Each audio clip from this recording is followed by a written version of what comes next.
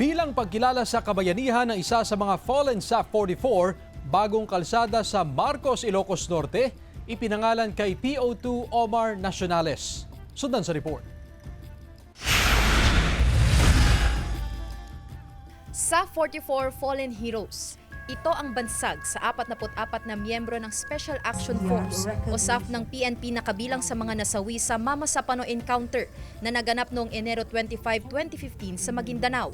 Bilang paggunita sa kanilang kabayanihan, ginugunita tuwing Enero 25 ang National Day of Remembrance para sa SAF 44. Sa Barangay Escoda, Marcos, Ilocos Norte, nagsagawa ng wreath laying ang Ilocos Norte Police at lokal na pamahalaan. Tubong Escoda Marcos ang isa sa SAF 44 na si Police Officer 2 Omar Nacionales. Bilang pagpupugay, ipinangalan kay Nacionales ang isang barangay road sa lugar. Sama-samang nagmarcha ang mga pulis mula Special Action Force, 1st Provincial Mobile Force Company at 101st Regional Mobile Force Battalion.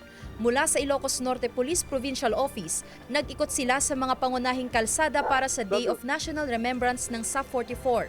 Itinuturing ang araw na ito na isa sa pinakamadilim ngunit makasaysayang kabanata sa hanay ng kapulisan.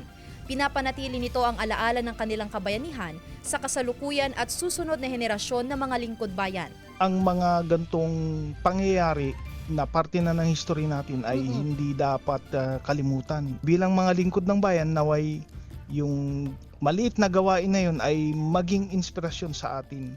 Sandy Salvacio, One North, Central Luzon.